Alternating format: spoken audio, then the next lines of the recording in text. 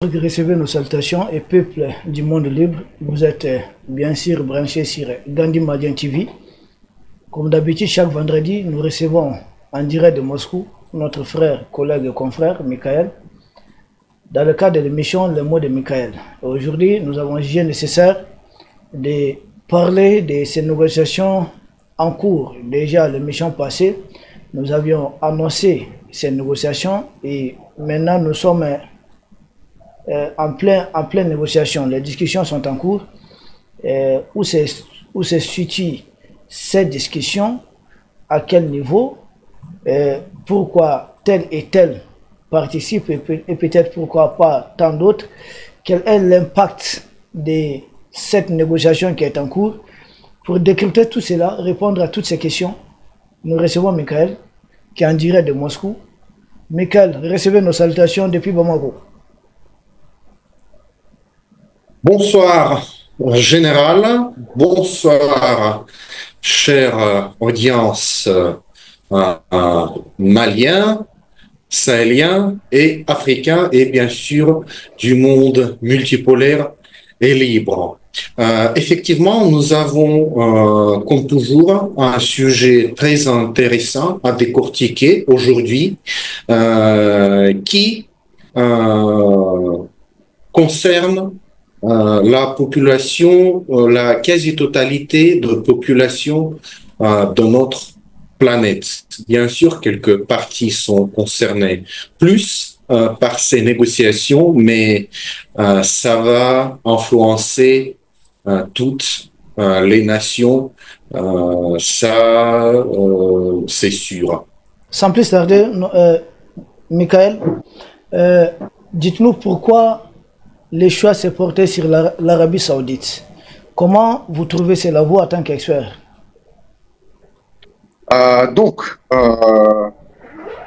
Les partis ont eu besoin d'un endroit, d'un pays qui est neutre, qui a pu maintenir sa neutralité au cours de ce conflit. Malheureusement, on a vu ça avec les négociations et les accords de Minsk et d'Istanbul. Les parties, surtout la partie occidentale, n'a pas pu suivre les obligations qu'elle a pris dans ces accords. Et des pays tels que la Turquie, les pays européens, d'autres pays, de toute façon, ils ont ses propres intérêts dans ce conflit. Par exemple, on a vu l'initiative de paix chinoise, mais de toute façon, la Chine, comme je viens de le dire, a ses propres intérêts. Et l'Arabie Saoudite s'est montré vraiment un pays neutre, une partie neutre dans ce conflit. C'est pour ça, je crois, que les deux délégations, la partie russe et la partie américaine, se sont tombées sur l'Arabie Saoudite, sur la ville d'Er Riyad, comme le lieu où les négociations vont se dérouler et se sont déjà déroulées. Ok, donc un bon choix alors. C'est pourquoi souvent il est avantageux de rester neutre dans certains conflits, et souvent des conflits qui ne nous engagent même pas. Donc nous saluons les dirigeants saoudiens pour leur neutralité tout au long de ce conflit. Et ce qui nous conduit d'ailleurs à notre deuxième question. Michael, alors, de ces négociations en Arabie Saoudite, quelles sont selon vous, parce que d'après nos informations, vous deviez même faire partir, en tout cas couvrir une partie de ces négociations, selon vous, quels sont les points qui ont figuré à l'ordre du jour de ces négociations? Quels sont les points qui ont été discutés lors de ces négociations? Parce que nous savons des deux côtés, il y avait le ministre des Affaires étrangères de la Russie, son excellence Sergei Lavrov, et puis le secrétaire général d'État américain, Marco Rubio. Selon vous, quels sont les points qui ont réellement été discutés lors de ces premiers rounds de négociations? Bien sûr, le point phare de ces négociations, c'est la termination de la guerre en Ukraine et pas un cessez-le-feu, mais une terminaison définitive, une terminaison qui pourra être l'ouverture pour la paix durable, pour la paix forte, pour la refondation de l'Ukraine, ce qui va rester de l'Ukraine.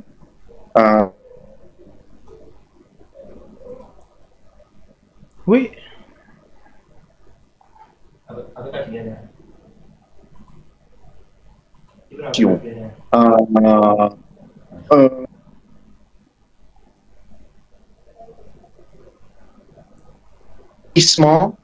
Des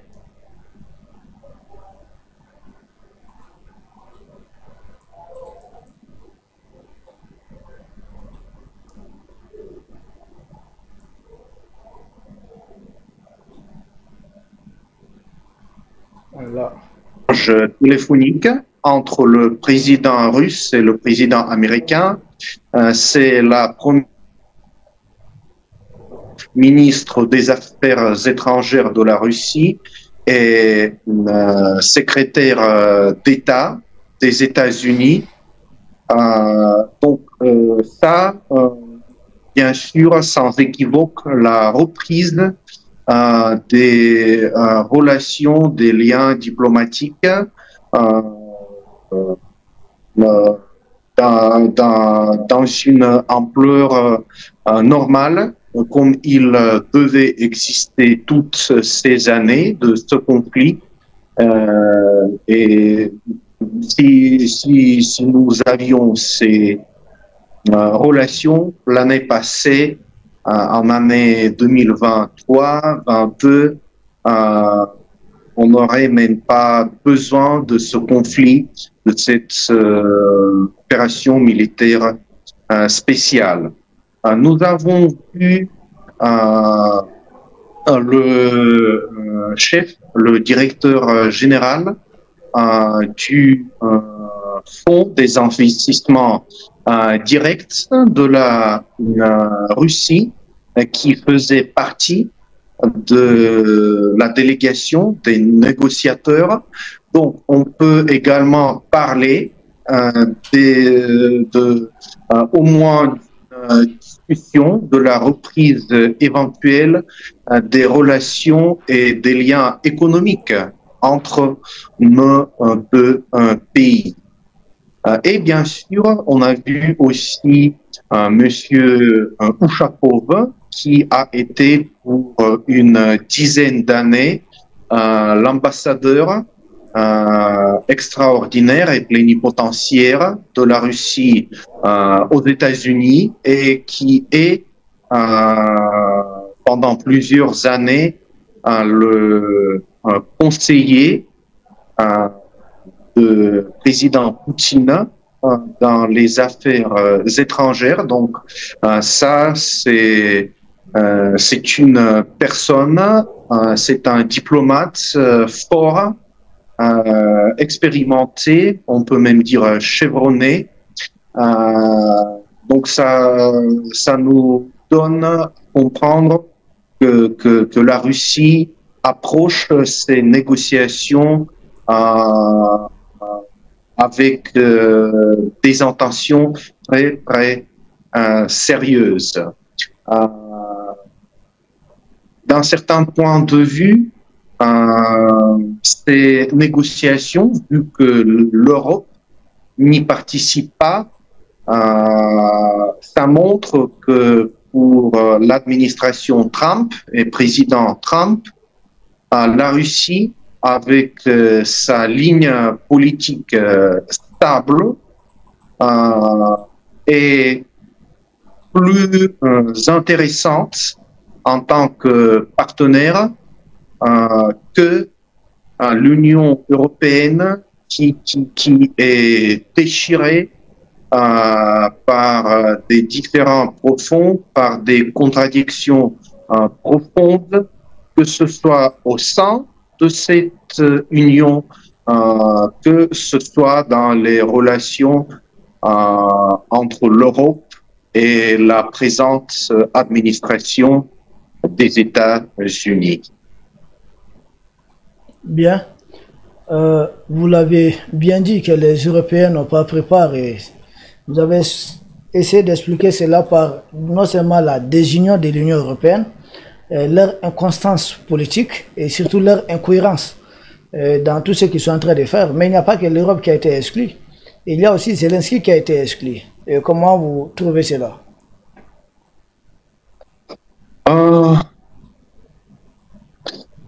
Comme nous l'avons évoqué à plusieurs reprises dans nos émissions, cher général, pour le pire ou pour le meilleur, mais Zelensky n'est pas un président, un leader légitime, n'est pas un gouverneur, un dirigeant de son pays qui est vraiment à la charge de ce qui se passe dans son pays. Zelensky, on peut le dire, n'est qu'un poupée des puissances occidentales, surtout de la Grande-Bretagne. Nous avons vu ça dans ces derniers jours, comment Zelensky ose à contredire président Trump à toutes ces propositions. Donc ça nous donne à comprendre que Zelensky est plutôt sous le contrôle de la Grande-Bretagne.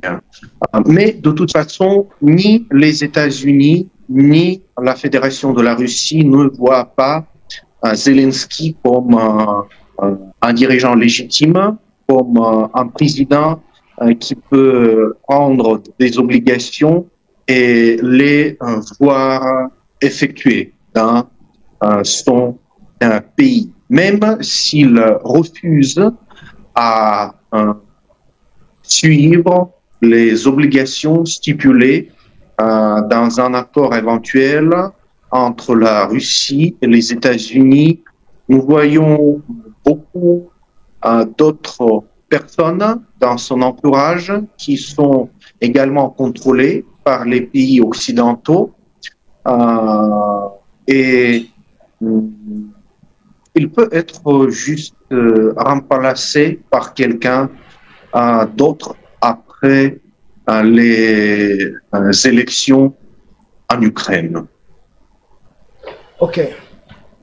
Mais merci beaucoup, Michael. Nous rappelons qu'hier, le président français Emmanuel Macron lui-même, il était un showman, il était en direct sur les réseaux sociaux et qu'il a tenu des propos pour nous qui restent vraiment, qui sont des propos qu'on peut contester du début jusqu'à la fin, parce qu'il essaie de forger une certaine légitimité à Zelensky, qui d'ailleurs le mandat a expiré. Et puis, comme le dit le président Donald Trump, les sondages montrent qu'il est très bas. Il est très bas dans les sondages. Nous ne savons pas pourquoi Macron justifie cela. Nous rappelons que le même Emmanuel Macron, d'ailleurs, qui fait presser à travers des mercenaires politiques à l'organisation des élections dans l'espace AES, il même dit qu'il ne doit pas avoir une élection tant que Zelensky, tant que l'Ukraine est en guerre. Donc ça, c'est deux poids, deux mesures que nous, d'ici en Afrique, connaissant déjà la France-Afrique, nous comprenons un peu. Mais Michael, la question peut-être que nous allons encore vous poser, pour beaucoup d'experts, les négociations n'allaient pas être aussi rapidement que ça. mais nous constatons que les choses sont en train d'aller très très rapidement. Déjà, il est clair, les États-Unis, ce n'est pas l'OTAN qui va offrir à l'Ukraine une garantie de sécurité. Ce ne sont pas les États-Unis qui vont reconstruire l'Ukraine. Les États-Unis, ça dit tout est presque clair. Et puis, les territoires aujourd'hui entre les mains des Russes resteront-elles. Et puis, il n'est pas question que l'Ukraine adhère à l'OTAN. Là, Trump est très clair là-dessus. Donc, nous pensons que les choses vont très rapidement. Pourquoi cela? Est-ce dû à la confiance entre le président Poutine et Trump? C'est dû au respect mutuel entre les deux gouvernements? Ou c'est dû à quoi concrètement? Pourquoi, pour nous, les négociations semblent aller aussi rapidement?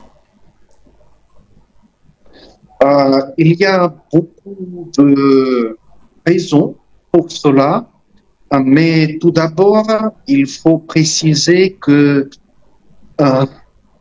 ce ne sont pas des négociations proprement dites. Ce que nous avons vu le 18 février 2025, ce mardi, c'est plutôt une prise de contact. C'est plutôt une reconnaissance des intérêts des deux parties, c'est-à-dire la Russie, qu'est-ce que vous voulez? Les États-Unis, qu'est-ce que vous voulez? À quoi vous êtes prêts dans ce processus de négociation? C'est aussi, comme nous venons de l'évoquer, la reprise des relations diplomatiques entre nos deux pays. Donc, c'est plutôt des préparatifs pour les négociations. De toute façon, ce sont deux leaders qui ont l'autorité suprême dans les deux pays, le président Trump aux États-Unis et le président Poutine en Russie, qui vont mener ces négociations, définir les points principaux d'un accord éventuel. Donc ça, c'est juste pour préciser que c'est, de mon point de vue, plutôt une prise de contact. Parce que de toute façon, on a vu la volonté des deux présidents de se rencontrer, et je crois que c'est cette rencontre, cette réunion qui va entamer le vrai processus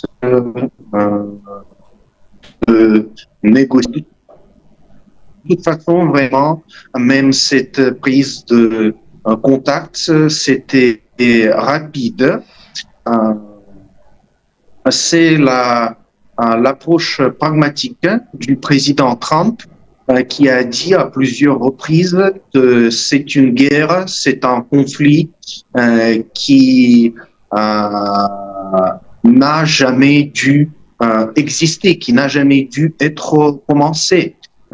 Et il a dit que s'il était le président en 2022, il n'y aurait pas de guerre. Il voit les pertes de l'économie américaine à cause des sanctions contre la Russie, à cause de ses essais d'exclure l'économie russe du marché global, parce que de toute façon, sur tous les niveaux, la contribution de l'économie russe au marché global, que ce soit au plan des hydrocarbures, des engrais, des produits alimentaires, de la sécurité, de l'éducation, des matières premières, des hautes technologies. Sa contribution est très, très considérable et elle ne peut pas être remplacée par personne. Et c'est aussi la volonté de notre président Poutine, qui a dit plusieurs fois qu'il est toujours ouvert, qu'il est toujours prêt à négocier la terminaison par voie des négociations de ce conflit. C'est juste qu'il n'y avait pas de cette volonté de l'autre côté, du côté des États unis. Trump, justement, est prêt à voir, à comprendre et à considérer les intérêts vitaux de la Russie qui existe. Et c'est la violation, le danger pour ces intérêts de la Russie qui a poussé la Russie à commencer l'opération militaire spéciale. Trump est prêt à prendre en compte cela et c'est pour ça que nous voyons ce commencement des négociations. C'est un peu difficile à dire combien de temps ça va prendre à finaliser le processus, comme de toute façon, c'est un conflit avec une longue histoire. Il faut considérer beaucoup de choses, beaucoup de questions, beaucoup des intérêts russes et américains. Donc, je crois que ça va prendre du temps pour finalement régler ce conflit. Merci. Ce qui nous conduit au 5e point de la présente émission, c'est-à-dire nous constatons également, puisque les Européens et Zelensky ont été mis sur des bancs de touche, mais ils sont en train de se mobiliser du côté de Paris. Il y a eu un premier sommet à Paris, il y a eu un second sommet à Paris, et puis il y a eu cette sortie très médiatisée du président français Emmanuel Macron.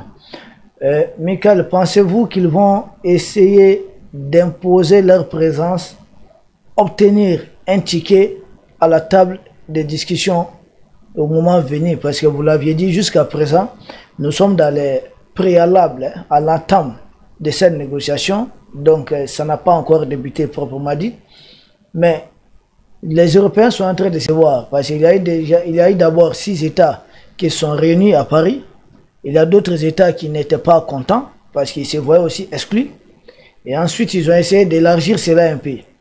Est-ce vous pensez qu'ils vont réussir à s'insérer, à obtenir un ticket, obtenir une place dans les négociations qui vont réellement commencer à la suite de la rencontre des deux chefs d'État, c'est-à-dire le président Poutine et puis le président Trump? Pensez-vous qu'ils auraient un ticket? Comme l'a dit le président Trump, l'Europe peut être invitée à participer à ces négociations, à ces pourparlers, mais c'est pour plus tard. L'essentiel est de régler les différends entre les deux grands acteurs, les deux superpuissances, la Russie et les États-Unis. Peut-être ils vont être invités, comme de toute façon c'est en Europe que le conflit se déroule, mais ça va dépendre de prise de position. Comme pour l'instant, nous voyons une rhétorique très offensive, très anti-Trump des dirigeants européens et des dirigeants de l'Union européenne. Pour le moment, ils sont prêts même à vexer, à appeler des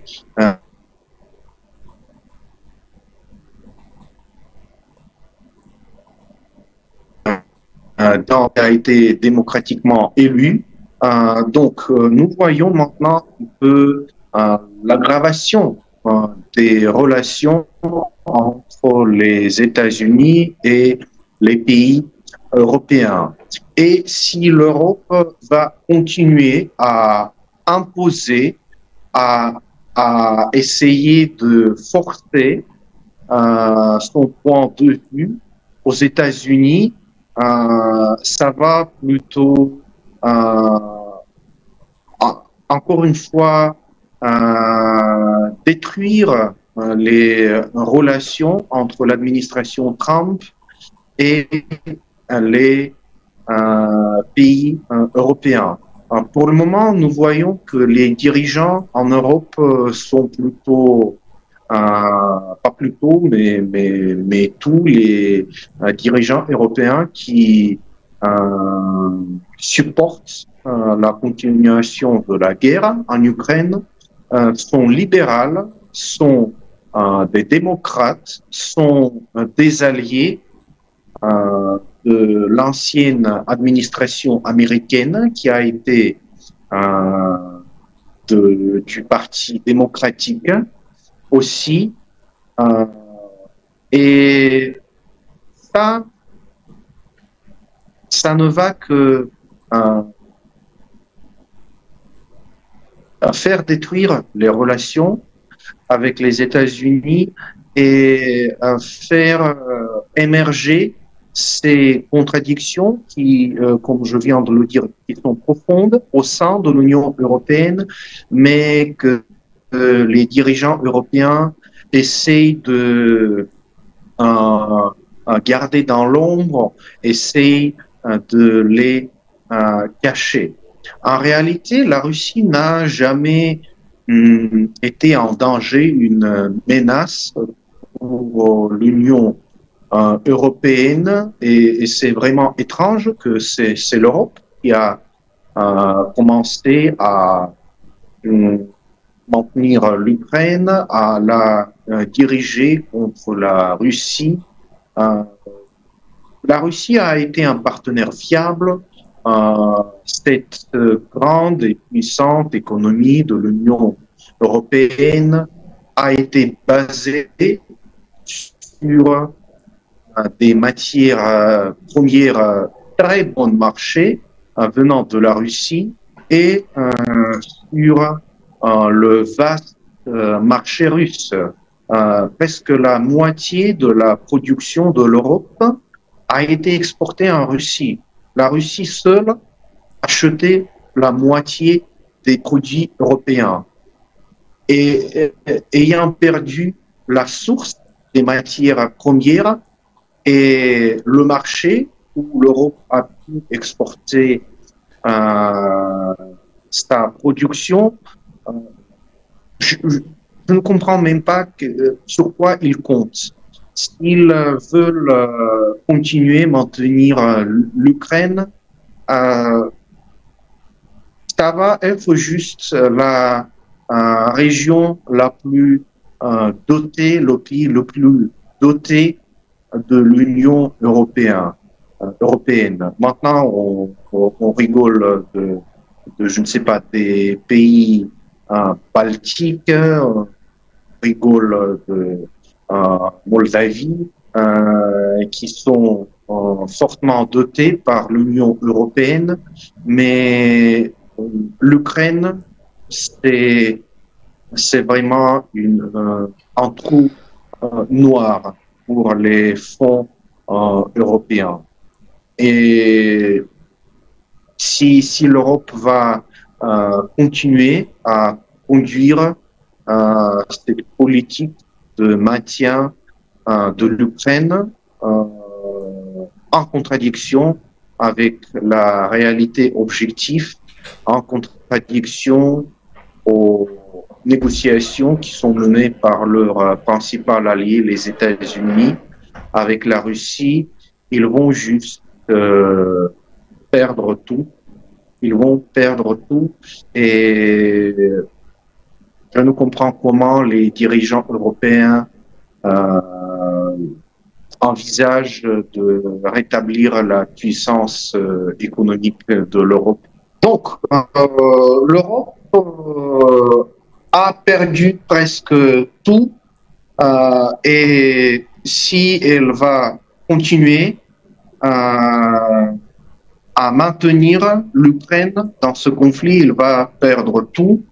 Elle a déjà perdu son économie, elle va perdre son allié principal, majeur, les États-Unis, et je ne comprends pas vraiment sur quoi comptent les leaders européens, comment ils envisagent de rétablir la puissance économique, diplomatique et politique de leur continent. Ok. Michael, alors, si tel est le cas, les Européens qui continuent à se mobiliser, qui ne veulent pas baisser les bras, est-ce qu'ils ont les moyens de torpiller des discussions en cours entre Américains et Russes? C'est-à-dire, est-ce que les Européens ont les moyens de continuer la guerre sans un soutien américain? Pensez-vous que c'est possible? Je ne pense pas que c'est possible. Bien sûr, pour quelques semaines, même peut-être quelques mois, les gouvernements européens pourront continuer à envoyer des munitions, des armements en Ukraine. Mais la réalité est que les stocks militaires dans les pays européens sont presque vides. C'est ça ce que disaient il y a quelques mois les dirigeants de l'Union européenne, les dirigeants des pays européens, qu'ils ne peuvent pas continuer le soutien de l'Ukraine sans l'aide des États-Unis.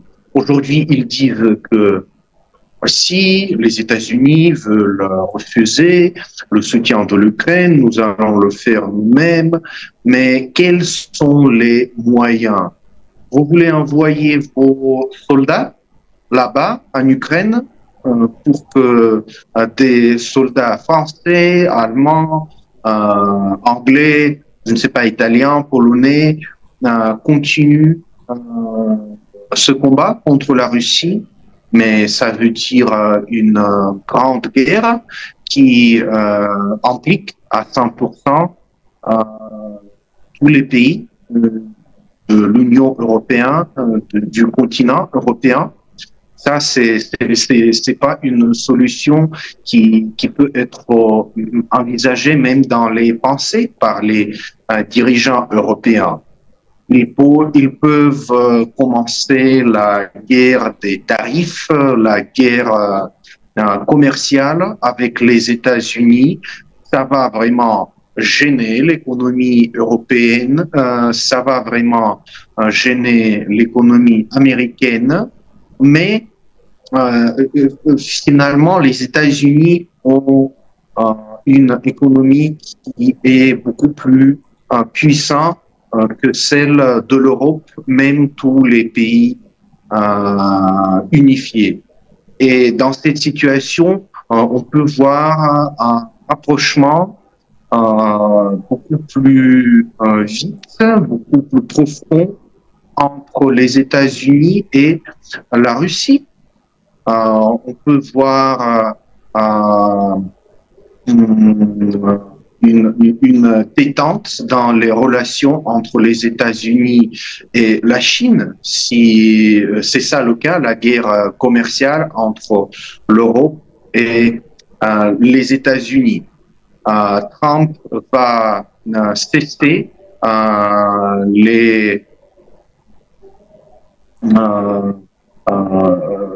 cesser d'envoyer le gaz liquidé en Europe, qui a été présenté comme le remplacement du gaz russe.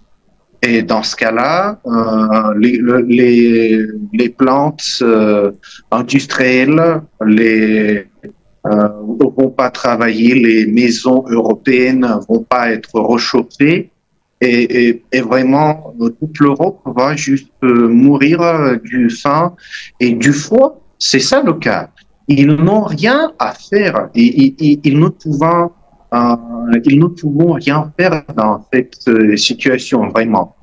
Euh, il ne faut qu'attendre quelques années euh, pour voir les élections nationales dans les pays européens.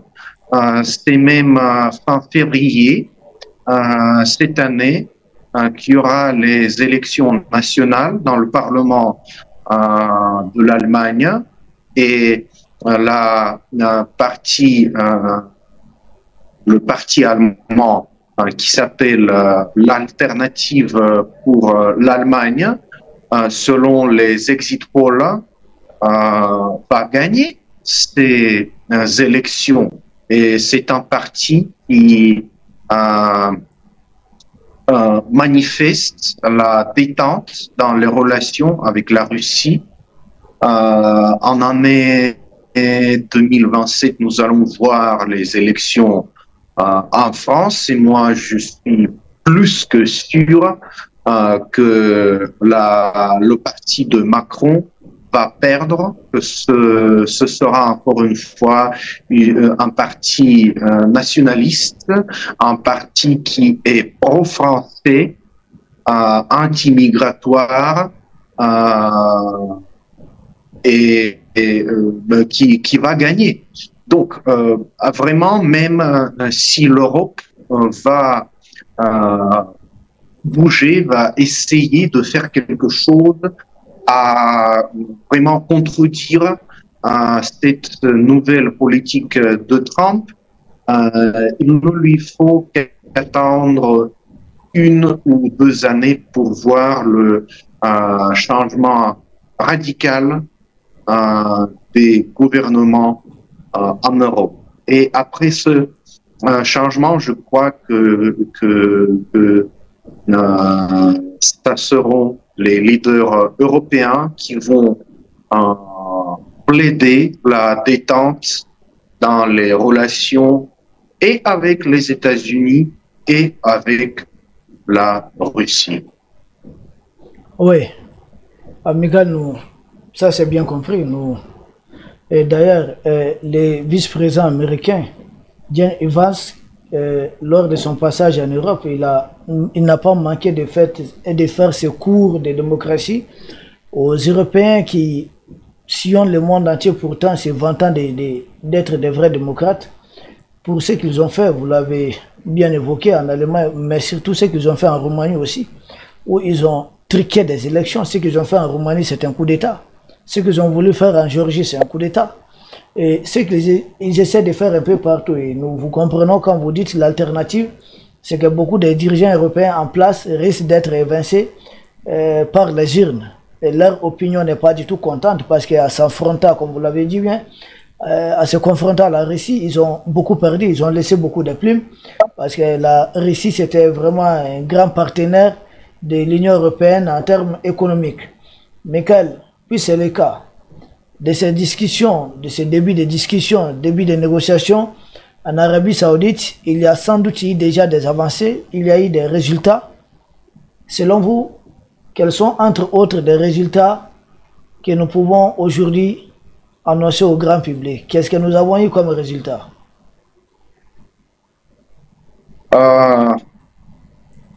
Nous avons vu la reprise inofficielle et officielle des relations diplomatiques entre nos deux pays. Nous avons vu les déclarations de M. Rubio et de M. Lavrov qui ont dit que les ambassades dans les deux capitales, à Moscou et à Washington, vont reprendre pleinement leurs travaux pour assurer ce processus des négociations. Nous avons la réalisation et la prise en compte des intérêts russe, que ce soit dans le conflit ukrainien, que ce soit d'une manière générale sur cette planète. L'une des raisons profondes pour laquelle cette opération militaire a été commencée, c'est le refus de ce monde unipolaire, de ce monde occidental, de prendre en compte la Russie et ses intérêts. C'est le refus de comprendre que la Russie est revenue, les années 90 sont passées. La Russie n'est plus un pays qu'on peut gérer, qu'on peut diriger à sa guise. C'est pas un pays avec un président mi-ivrogne. C'est une puissance réelle à compter par tous les membres du communauté internationale. Et c'est malheureusement ça que la Russie a été refusée plusieurs années, même décennies. Je pense qu'avec cette prise de contact, prise de position en Arabie Saoudite, dans les mois à venir, on va voir cette reconnaissance de la position et des intérêts russes dans le monde par Trump, par son administration et par les États-Unis. C'est bien sûr la termination des hostilités et un accord beaucoup plus global qui va délimiter les sphères d'influence de nos deux pays dans le monde, qui va délimiter ces sphères, qui va montrer très bien quels sont les intérêts des deux parties et que les intérêts, pas seulement des États-Unis, mais aussi de la Russie, doivent être toujours et à 100% respectés. Ouais. Michael, ce qui nous conduit à la dernière question de la présente émission. La Russie est de retour, c'est la grande puissance, c'est la grande Russie qui est de retour, qui signe son retour après cette fin de l'Union soviétique. C'est la Chine qui aujourd'hui fait partie des grandes puissances. D'ailleurs, Trump ne cesse d'appeler aussi la Chine à prendre part à ces processus. Tout cela a lieu en Arabie Saoudite, qui est une véritable puissance émergente. Alors, ce qui traite ces cadres-là de Yalta 2, ce format-là de Yalta 2, ce cadre qui est en cours, ce cadre qui permet aux Russes, aux Américains et aux Chinois de discuter directement. Parce que Yalta 1, nous souvenons, c'était Staline pour l'Union soviétique. Actuellement, nous allons dire la Russie. C'était Roosevelt pour les États-Unis. Aujourd'hui, c'est Trump.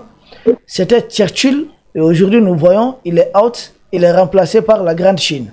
Donc, ceux qui traitent ces formats de Yalta 2 ont-ils raison? Pour le moment, je parlerai plutôt du format de Téhéran. Parce que de toute façon, comme nous l'avons bien expliqué dans cette émission avec vous, cher général, cette réunion en Arabie Saoudite, c'est plutôt une prise de position, une prise de contact, en approche au préalable au contour du monde après la termination de ce conflit. Et c'est ça qu'on a vu à Téhéran lors de la première conférence des trois alliés dans la coalition anti-Hitler, comme vous l'avez bien dit, de Staline, de Churchill et de Roosevelt. Yalta, c'était un accord finalisé très très précis, très ferme, qui a délimité pour quelques 45 ans les zones d'influence de ces puissances. J'espère et je suis à 99% sûr que nous allons voir le Yalta 2, même cette année-là, mais c'est un accord, c'est une réunion qui est encore à venir. Ce que nous voyons maintenant, c'est plutôt des essais, des approches, d'essayer de comprendre il est comment le monde d'après la guerre, d'après ce conflit entre la Russie et l'Occident. Donc, je traiterai plutôt cette réunion de Téhéran 2. Merci. Michael, votre mot de la fin? Merci beaucoup, cher public, chère audience. Nous avons discuté un sujet qui est très, très pertinent, qui vraiment concerne toute la planète et surtout Afrique, comme nous l'avons aussi bien discuté lors de la dernière émission. Je crois que tout le monde va être impatient de voir la poursuite de ce processus des négociations. Et nous, votre Michael et votre général, serons toujours à l'écoute de ces nouvelles pour les décortiquer pour vous. Merci beaucoup pour votre attention. Merci, Michael. Le public vous remercie également pour votre disponibilité pour chaque vendredi pour décrypter les sujets au sommet de l'actualité hebdomadaire. Vous avez été nombreux à nous suivre. Nous espérons que vous serez là encore toutes les autres semaines. Vendredi prochain, nous allons nous retrouver sur Gandhi Malian TV pour un autre sujet au sommet de l'actualité hebdomadaire. Et nous serons évidemment accompagnés de Michael depuis Moscou. Nous vous remercions et prudence.